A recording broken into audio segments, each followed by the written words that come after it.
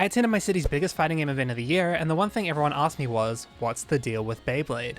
So what's the deal? You're probably wondering why people would be asking me, a random low-tier fighting game player, at a fighting game event about hit anime and toy sensation Beyblade. And that's because I was running a Beyblade bracket at the event, a bracket I managed to push to the second most entered event of the weekend, beating out almost every game everyone actually came there to play. And if you want to hear me talk more about said tournament, bother me in the comments below. But for today, let's explore what motivates someone to run a tournament for a near 20-year-old toy line, aka what's the deal with Beyblade? It's 1999 and the Beyblade video game and toy line all hit shelves in Japan, but none of that matters for our story. 2001/2002 and the Beyblade anime and toy line hit English-speaking audiences, and child me was obsessed and stayed obsessed. Classic toy franchises come and go, but Beyblade stays. The hard-hitting, incredibly sharp plastic toys, along with the archetypically 2000s theme song, made sure this would be one to stick in my mind. But give me thanks on YouTube and Twitter.com. It's just spinning tops, it can't be that cool. You fool, you absolute silly guy. These are not just spinning tops.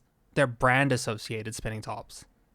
With an anime. Okay, I get it. From the outside in, I can understand why it'd be hard for your average fully developed person to see the appeal of plastic that slams into each other repeatedly. But if you don't come out of this vid at least saying, I get it, like, I don't know, you don't have a soul. Beyblade started with what is now retroactively known as the plastic generation. Set up in the format of your classic sports anime, our heroes, the Beybreakers, must fight their way to the top of the Beyblade world while navigating tough gimmicks and strategies from their opponents, as well as clashing personalities within the team. A delectably simple format for a toy that is deeper than what it may seem on the surface. Every generation of Beyblade introduces a new system mechanic or gimmick. If you think of spinning tops as Beyblade Generation 0, you'll notice in most cases all things are equal. Both players use the same round spinning tops with maybe different colors. But if you look at Beyblade, you'll notice they're far from the same, and it's not just aesthetics. The thing Beyblade Original gave us was the introduction of a rock, paper, scissors type matchup chart, with each Beyblade specializing in either attack, defense, stamina, or balance. No longer a game of pure chance, Beyblade added strategy in the form of deck building and customization. And as a kid, nothing was more fun than building an abomination out of the few bays you had. Original series was my generation of Beyblade, the one I have the most nostalgia for, and it makes me so immensely happy to see it constantly remade into current generations of Beyblade. But as a kid, after a while, it felt like Beyblade just kinda disappeared. I can't confirm for sure, but I don't remember getting V-Force or G-Revolution on TV, and I only watched them much later online. So Beyblade faded from our collective consciousness under the weight of many anime/cartoon tie-in toy franchises. Until it's showtime, Storm Pegasus! Arguably the most unhinged of the Beyblade franchises, its first season, Metal Fusion, aired to English audiences in 2010, and wow do I have feelings on this one. Picture this. You're a Beyblade kid. The franchise has been gone for a while, but you still watch your Beyblade Volume 3 DVD on repeat. Suddenly you're older, and plastic tie and toy anime don't do it for you as much. You've moved on to the Big Three and Death Note, when suddenly on the TV you hear, Beyblade, Beyblade, let it rip! Beyblade's back. Sure, the OP doesn't hit as hard, although it is iconic, and sure, the character designs have taken a bit of a dive, and sure, the Bey designs don't have that edge that made them as cool as they were, but it's Beyblade. Beyblade's back. Yes!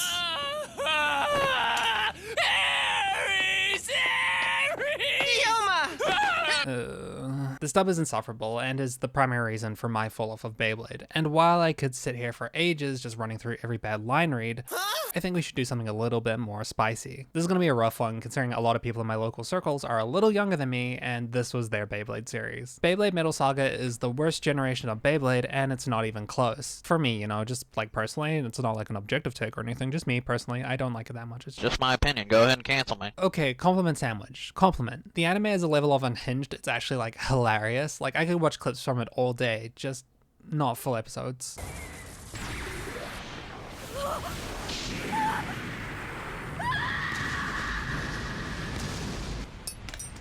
Sandwich, middle, inside bit. The not so good. Metal Saga's gimmick is so weak compared to the other generations, and it negatively impacted the visual design of the bays. What if Beyblade, but metal? Hooray, congratulations, amazing. Didn't we do that already? This is far from a bad idea on paper, in fact it's a great one. Heavier bays made for a more premium feeling product that was far less likely to break when compared to the thin plastic spikes of the first generation. But, somewhere along the line, someone decided that this meant that every Beyblade had to be super round and have no protruding spikes or any interesting silhouettes. I could speculate and say that maybe it's a safety thing or maybe it had to do with the production of the toy line, but in the end the result's the same. Flat, uninteresting looking bays. There's a reason literally every single middle gen kid I know, as soon as I pulled out my Burst and X Gear, the first thing they bring up is El Drago. It's like the only cool Bay they remember from the generation. Hi, editing me here. I'd like to add that on the Bay side, Metal did have a lot of really cool gimmicks, and I'd love to get more into them, but my previous points about their aesthetics and Metal Kids only remembering El Drago still stands. Last sandwich bit, compliment. One of the most memorable Beyblade battles I've had was with the Metal Gen. Stuck at the mall for whatever reason, walking around the toy aisle to kill time, I spot the new Beyblades. Sure, the anime isn't hitting, but Beyblade is Beyblade. Surely it'll be a fun time killer. So I picked up Pegasus and one other I genuinely can't remember to save my life, and that was my fidget toy for the next month. Then one night I had a friend over, we pulled out a ball, my new Metal Gen, and his monster of a bootleg plastic gen, which had what I can best describe as a blunt saw blade for a balance ring. Of course, this thing absolutely destroyed my Pegasus, but in our last battle, his monster knocked mine out of the stadium, like way out of the stadium, only for it to land on his, repeatedly bouncing on it until it was defeated, just to land with a little spin remaining so I could guarantee that win. It was honestly the most anime thing I've seen in my life. While I have been harsh on Metal Saga, it did keep the franchise alive, and I am very glad it exists, especially some of its wackier clips. While I'd love to say what came next was a Beyblade Renaissance, I can't, because before you can have a rebirth, you must first have a death. Welcome to Beyblade's Dark Ages. With the brand's popularity waning, rather than move on from Metal series like they did with the first generation of Beyblade, they decided to give Metal one last hurrah, this time with a whole new cast of protagonists. If I was to compare it to another anime, I'd say it's probably like the jump between Yu-Gi-Oh! And Yu-Gi-Oh! GX. Same world, and the old cast still exists as legends doing their own thing, but there were no new system overhauls or gimmicks introduced. It's similar to how Yu-Gi-Oh! GX didn't introduce any new card types, while Yu-Gi-Oh! 5D, Zexal, Arc V, and Vrains all introduced Synchros, Xyz, Pendulums, and Links respectively. Beyblade is similar in that each gen introduces a new gimmick, while usually keeping all the gimmicks of past generations. Shogun Steel is often placed as one of the worst of the Japanese series by Beyblade fans, though having never really seen it, there isn't much I can say. Though having seen the Bey designs during the research of the segment, I can honestly say I find them quite the upgrade on the rest of the middle era, at least on the Takara Tomy side. Hasbro, more like has been. With this, the middle era was brought to a quiet end, and finally it was time to move on to the long-awaited Beyblade birth. Oh, still 4 more years? I mean, it's not out of the ordinary for a brand to go on hiatus. There was a 5.5-year gap between Plastic and Metal Saga. We'll just have to wait for the next generation to be announced. Wheel. Bay Wheel. Oh, goddammit. Remember how I said Shogun Steel was often seen as the worst of the Japanese Beyblade series? Weird thing to say, right, considering Japanese brand, Japanese product, Japanese anime. Well, in August of 2012, before Shogun Steel had even wrapped up, Bay Wheels hit English-speaking audiences. Not Japanese. Bay Wheels is the kind of series you only talk about in a video like, is this the worst Beyblade series of all time? Why does this exist? The Beyblade series y'all forgot about, Red Arrows, Chalk-Faced. Commissioned by Nelvana, the Canadian animation studio that owns the localization rights to Beyblade, as well as other childhood classics like Cardcaptors and Metabots, Bay Wheels was an advertisement tie-in for the Hasbro exclusive Flywheels, but with Beyblade slapped on it. I won't really be covering the 3 English exclusive anime here too much, as I have zero interest in watching them past the first episode, mostly so I can tier list their opening songs. Instead, let's look at the honestly baffling product line. While I can't comment on the intent behind Bay Wheels' creation, Bay Wheels from the outside feels like a cynical product that only exists for Hasbro to nudge its way into competing with Jack-specific flywheels. What are flywheels? It's a hard-to-research toy is what it is. As far as I can tell, Flywheels released in 2005 as a sort of all-terrain stunt toy. You attach a wheel to a handle with a ripcord and, well, let it rip. The parallels to Beyblade were there, but fundamentally this was a very different product. Flywheels were advertised as a boy's boy toy, like playing in the mud and dirt and doing tricks at the skate park. The ad where they jump on over an airplane is forever burnt into my retinas from the amount of times I saw it on TV. Beyblade's advertising was all about the competition, the battles, the 2000s 8-Mile Fight Club aesthetic. These two toys were occupying very different lanes. One a competitive battle toy, the other a stunt toy. In terms of vibes and function, Flywheels were a lot closer to Tech Deck than Beyblade.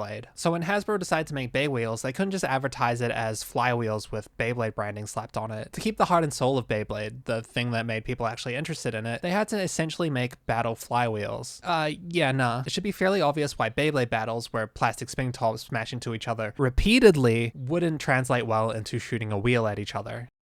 So it becomes fairly obvious why the game modes were advertised as stunt, race, and battle in that specific order. Though I'm having a thought, how did the anime deal with this? Like, I know I said I wasn't really going to talk about the anime all that much because I wasn't that interested, and I'm still not that interested. It's just, I can't help but think, what did the animators think when Battle Flywheels was pushed across their desk? Like, the heck am I supposed to do with this? Unexpected Bay Wheels anime segment. I'm only going to watch the first episode just to get the vibe of it, and starting off with the OP, the vibe of it is bad. The episode opens on the grand finals between our pro tag Sho Tenma and his rival Wheeler Jinryu. I'm guessing the main conflict of the story is in the tournament if we're starting at grand finals. We're taken through each form of combat in this episode, starting with battle. With the toy, battle amounts to shooting a wheel at each other and hoping that when they collide, if they collide, one of them keeps rolling, which they don't tend to do. To make up for this, there's a ruling that says whichever one lands closest to the collision point is the winner, which honestly just sounds like a gateway for a lot of kids arguing. The anime adapts this by having the wheels act basically like Beyblades. Rather than continuously moving forward, they're able to move freely like a Beyblade would in the anime. With toy Beyblades, the difference between their depiction in the anime and real life is our lack of magic powers and sacred beasts trapped within plastic. So as a kid, you're not disappointed when your spinning top doesn't act like a magic tool. On top of that, Beyblade battles are just inherently hype.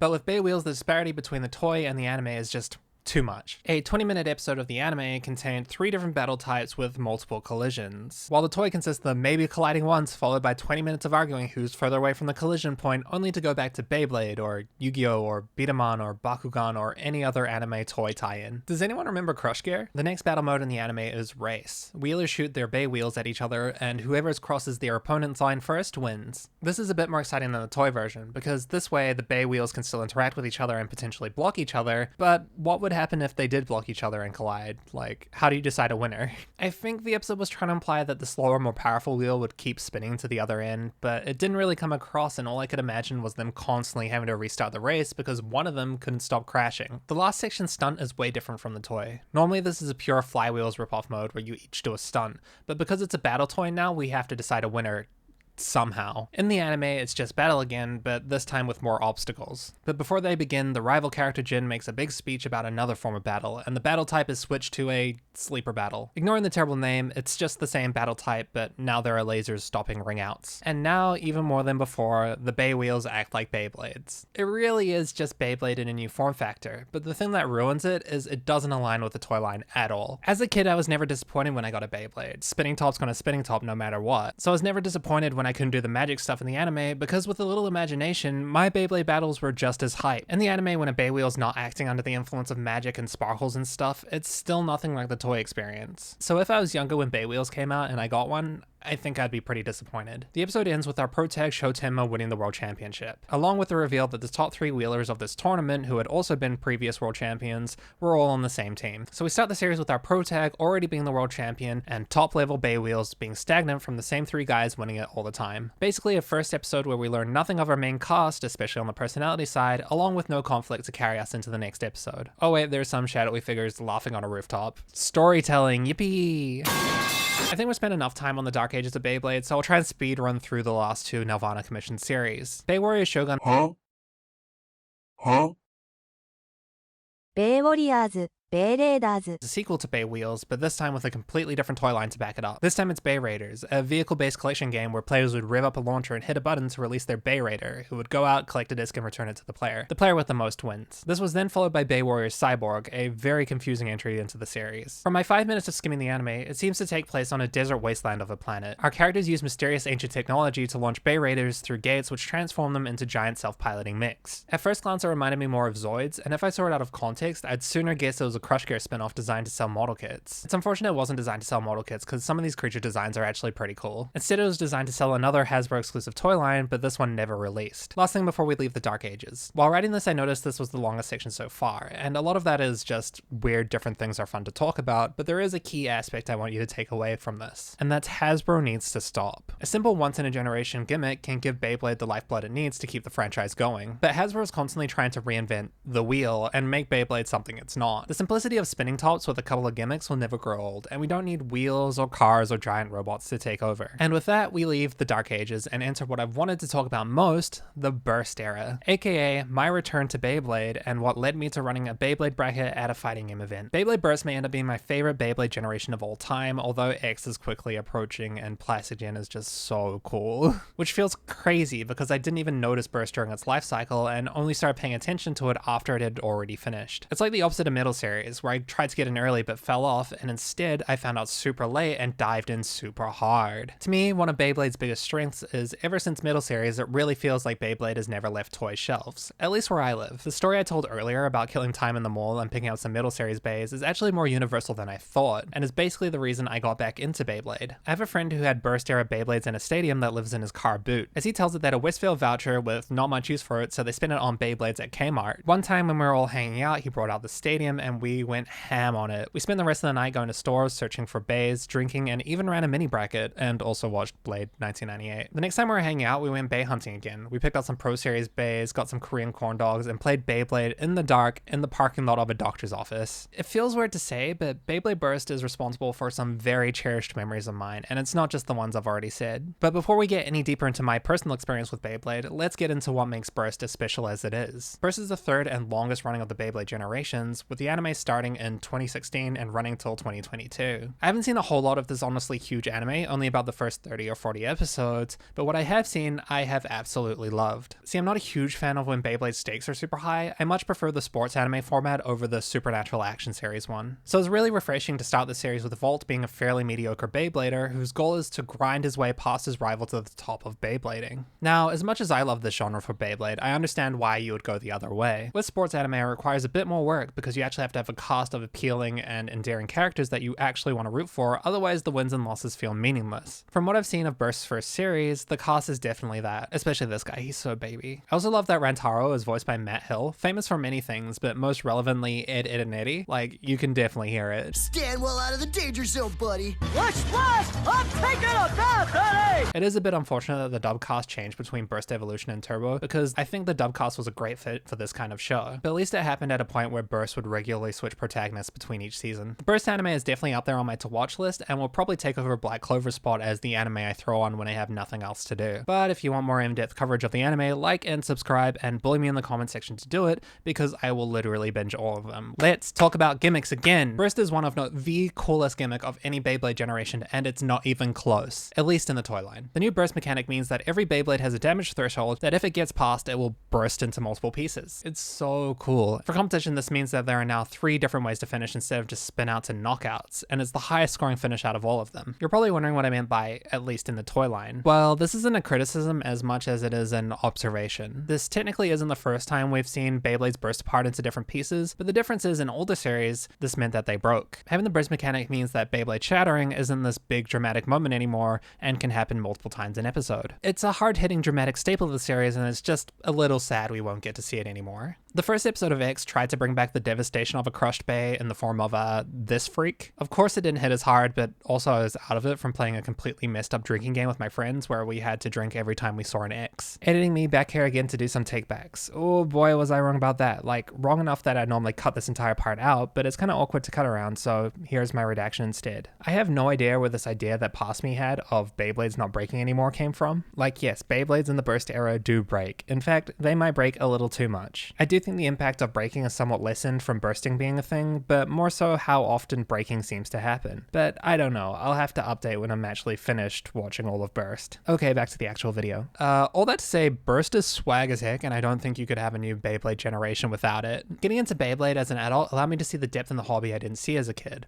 as well as finding other aspects in the hobby to enjoy outside of just playing. If you saw my last video on Warhammer, you know I love a multifaceted hobby. One aspect I didn't expect to dive into as hard as I did was bay hunting. What is bay hunting? Bay hunting, to put it in the most uneventful terms, is shopping. Bitches be shopping! So what makes Beyblade shopping so different that it requires the grandiose title of bay hunting, especially when it's a product that's widely available in big box toy stores? Well, I guess it depends on what you're hunting for. Hunter type number 1. I live in a Beyblade wasteland. Number 2. I just want my old nostalgic faves. Number 3. I'm a collector, but I couldn't get all the ones I wanted at the time. Number 4. I'm new and I want to catch up to this gen. Number 5. All of the above, aka me. Getting into Beyblade after Burst's life cycle, but before X's announcement, meant I was kind of left in Beyblade limbo. Local stores still had Burst stock, but it was quite barren as all that was left was the last wave of Quad Strike and Pro Series. Now I'd love to say this is where I started scouting every toy store, game store, secondhand store for those juicy rare finds, but I can't. I mean, I did a little, but this place is a wasteland. Everywhere had like the same 4 items, and the only thing of value I got was the Pro Series Stadium, because at least it was tournament legal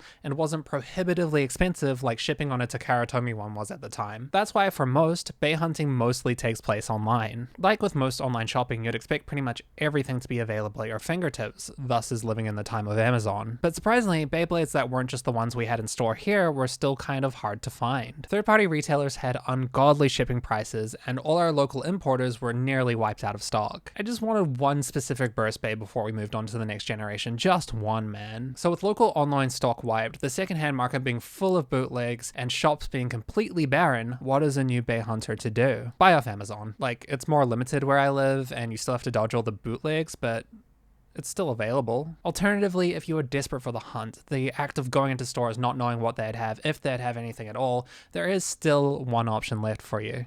Book a ticket to Japan. And that's what I did. I mean, I didn't book it for bay hunting. I was going over there anyway, and bay hunting became a secondary hobby while there. I was still relatively new to modern Beyblade at the time, and I was only really looking for 2 products. Little did I know this would be harder than expected. While Japan is often seen as nerd mecca, having nearly anything your little consumerist heart could want, 2 hobbies of mine were surprisingly lacking in stock. Obviously, one of which was Beyblade. Our first day was spent speedrunning as much of Akihabara as possible, and my final bay count was 0. I found like nothing. Well, not exactly nothing. I got faked out in a Mandarake because I thought I found the anniversary set I want, and I got the stuff to pull it out of the glass cabinet and open it up and all, only to find out I was faked out by the middle series anniversary set. The awkwardness of having them pull it out of the glass case and everything and take it to the counter just to open it up and be like, no. I feel like she knew the second she opened it because, like, my face just dropped. Not necessarily from the feeling of disappointment, more the, I got you to pull it out of the case all for nothing. Maybe I should just buy it to get this over with. I don't know. I was struggling for a Beyblade product. Every store had, like, the same 4 things, and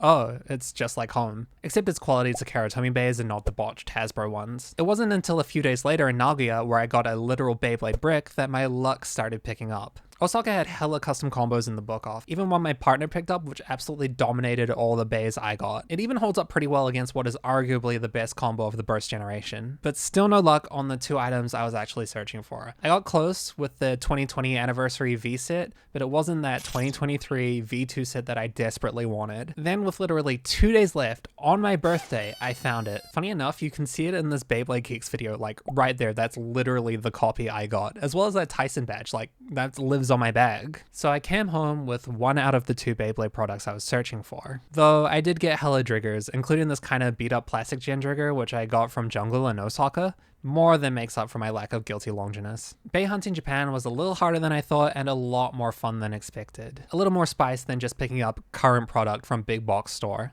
Shout out to Nagoya and Osaka for having the best luck out there, would definitely bay hunt there again. Now, I know I have been glazing up the burst generation super hard and my bias is definitely showing, but I would be remiss if I did not mention this generation's fatal flaw. A flaw so problematic it near ruins the entire generation, and the only thing mitigating my negative feelings towards it is it lining up with my trip to Japan. As a plastic gen kid, I was blessed with Beyblades that were 1-to-1 with the original releases. Like, this plastic gen trigger I got in Japan is identical to how I remember mine as a kid. Metal was pretty much the same too. You may remember I took a little jab at Shogun Steel's ones earlier, but that was mostly just down to lack of stickers and some really ugly recolors. This was not the case for Burst. So what happened to Burst? I have my suspicions.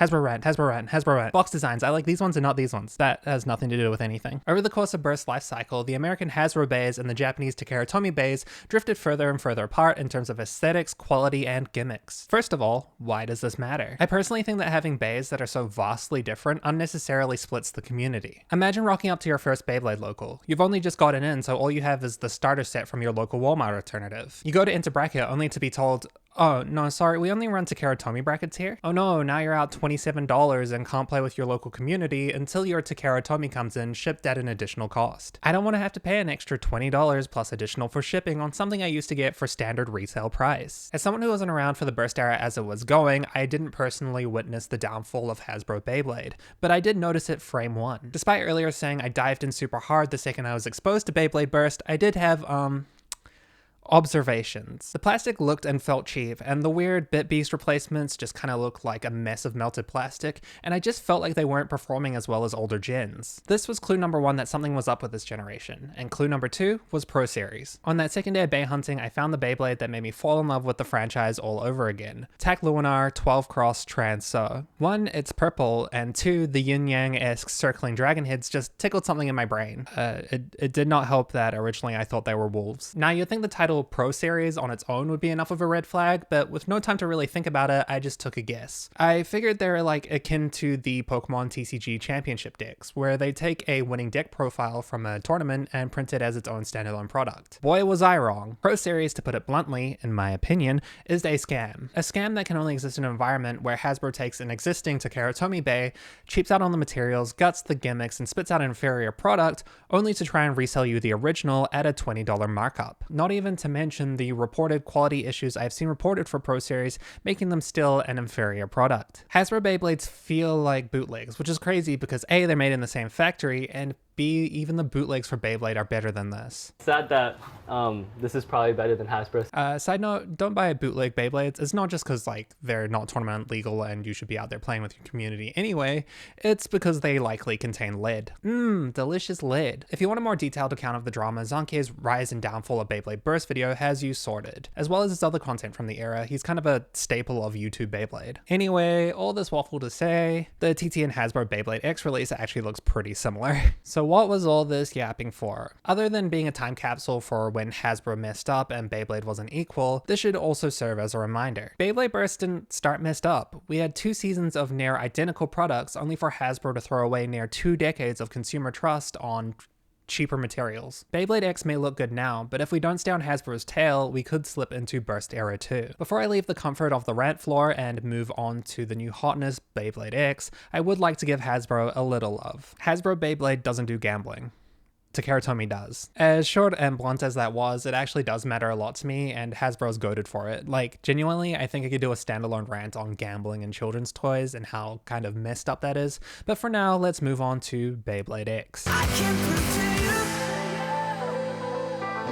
2023 and Beyblade X is announced, and I am beyond excited. It's such a good feeling to be into a Beyblade generation on day 1 and getting to see how it evolves over its run. But at the time, all we had was a logo and summer 2023. Well, I was in Japan summer of 2023. Like the whole time I was just waiting for it to shadow drop, like it would just appear on toy shelves out of nowhere. Unfortunately, it wasn't meant to be, and it didn't release for another month after I'd already left the country. But that's okay, because Beyblade X is here, and by here I mean Japan. While it's cool that it's out there, it's not as fun to import it for like $40 compared to walking down to my local Walmart alternative and picking it up for $16. Flash forward to current day, and Hasbro's Beyblade X international release has hit toy shelves, and it's pretty much perfect. The only changes we've seen so far is the tournament stadium being thinner, favoring attack types, and the starter boxes coming with much worse ripcord launchers. Overall, a good start. I am interested in seeing what evolves from the differing stadiums, and if early Hasbro meta will be different from early TT meta, and to see if Hasbro keeps up the quality. If it's like this for the whole Beyblade X run, I will be extremely happy. Like, my only issue is that we are currently 6 months behind the TT release. Like, I am fiending for those Bay Breakers homage bays, especially Vice Tiger. But we haven't even talked about what X is yet. What is Beyblade X? X is the 4th generation of Beyblade, whose new gimmick is the Extreme Dash system. The new drivers on the X Bays, called the Bit, interacts with the stadium by locking into the Extreme line, giving the Bay a huge boost in power and speed. Honestly, when this was first announced, I was a bit on the fence about it. As cool as stadium gimmicks are, they are a bit limiting. I like it a lot more when the generation gimmick is built directly into the Bay, so that no matter where you're playing, you get the same-ish experience. Like, think back to the beginning of the Asia tournament art. Like, they had kids Beyblading in walks. That was literally my childhood experience.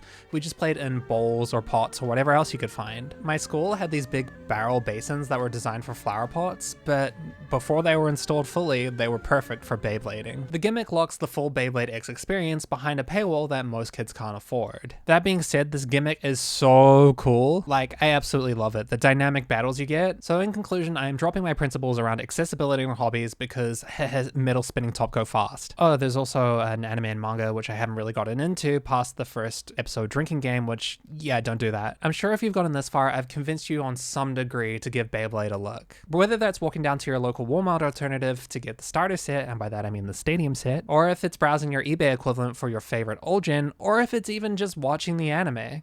It's all so cool. And even more so than before, I hope you've come to understand Beyblade. It's weird to get to a conclusion section having said so much and feeling like I still have so much more to say. Like, I want to rediscover Middle Gen. I've only just begun to remember how deep Plastic Gen is. I want to watch the Burst anime. I want to do that anime OP tier list. I want to play the video games. Like, there's just so many things to discover and yap about. Like, I just found out something crazy, something absolutely mind-blowing to me. Like, the voice of Kenny from the original Beyblade, the Chief, is voiced by famous Twitter comic artist House of Decline, like the House of Decline. And I'm just sitting here looking at this tweet, hearing it in Kenny's voice on repeat, like, what the fuck?